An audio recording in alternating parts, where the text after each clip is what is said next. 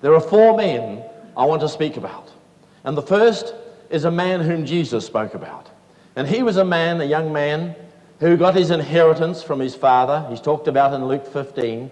He got his inheritance from his father, and instead of going and putting it in the bank like his brother did and using it properly, he shot off and he spent it all. He went away into another country and he spent it all on riotous living. He just really played up. He had a wonderful time. Make merry today, for tomorrow we die, was his motto. And so he spent all his money, and there he had nothing left in a short time. And not long after that, a famine came in that land, and he began to be in want. So he went and joined himself to a person. He became friendly with a person, and he sought help from that person, and that man sent him into the fields to feed his pigs. And this young man had become so desperate and so hungry that as he watched those pigs eating, he had no other food.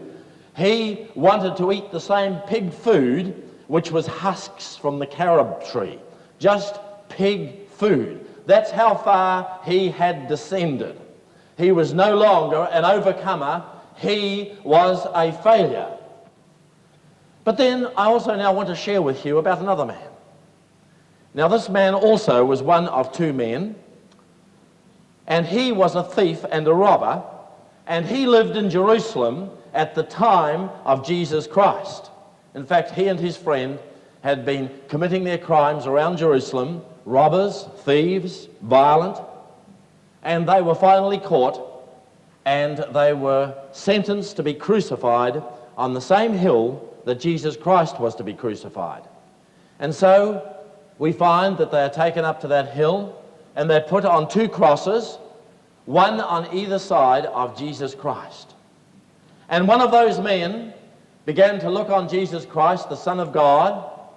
As he looked upon him, he said, "If you're the Son of God, if you trust in God, get us off these crosses. If you're the Son of God, get us down." He began to rebuke Jesus. He began to blaspheme him.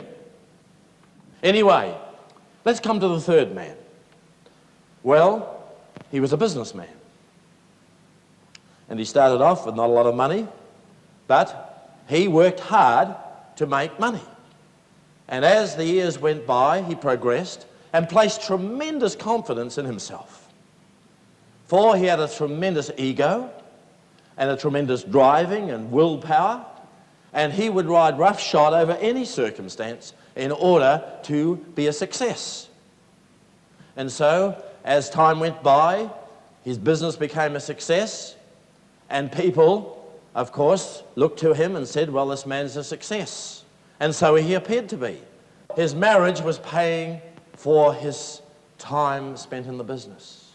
And so there was a separation developing between himself and his wife. And then he didn't have the time to give his family. And so the children were at a distance. In fact, he had a problem really showing them a depth of love. And so as the years went by, he began to feel more and more remote from his wife and more remote from his children. And worse than that, at times into his mind came suicidal thoughts. And then one day, as he drove his motor car along the road and saw a vehicle coming the other way, the crazy thought came to his mind that if he hit that other vehicle, everything would end. You see, he had discovered that despite every effort in self-improvement, every effort in achievement, he was a failure. And then we look finally at Jesus Christ, the fourth person. For you see, Jesus was born in Bethlehem near Nazareth, near Jerusalem. He had an unusual birth, a miraculous birth, because his mother and father were not married. There had been no sexual intercourse, but his mother had become pregnant by the Holy Spirit. And so, young Jesus was born in the town of Bethlehem, and parents took him to Egypt for a short time, but then he came back and grew up in the town of Nazareth, about 40 miles away from Jerusalem. The only way that the sins can be forgiven is by the shedding of blood. And he said, I am the Messiah, the Son of God, and I've come to die on this cross so that as I shed my blood, every person in this world can have right standing and forgiveness with God if they are willing. And so now we've got the picture of four apparent failures. We've got the young man who's a failure. We've got the thief or thieves who are failures. We've got the businessman who's a failure. And we've got Jesus Christ, who to all appearances is a failure. But then something happens in every case. Something that can lift you tonight from the depths of despair. You who have never heard the gospel of Jesus Christ, and there's been people in this place over the last 2 nights who've never heard the gospel of Jesus Christ in their lives. And there's people in this place like that here tonight. I want to tell you, something happened to those 4 people, and something can happen to you tonight in this very place. The miracle that happened to those can happen to you. For no matter how bad your circumstances, no matter how bad your marriage, no matter what mess your children are in, and let me tell you, that businessman had children too who were in a mess. And then the businessman, well, he got desperate too, you see. And finally, as he found an addiction to alcohol, as he thought that was a way out, and time's Valium gave him a temporary high. But he knew he was on a slippery path. And one night in a meeting like this, as he realized he was a failure, his marriage failing and everything else, his business not, but his marriage failing, he listened to the message being given. And he realized that God was speaking to him. And so, when an appeal came, he said, yes, Lord, I need help. But one side of him said, no, don't be a fool. And the other side said, yes, do it. And that battle could be raging in people's hearts in this place tonight.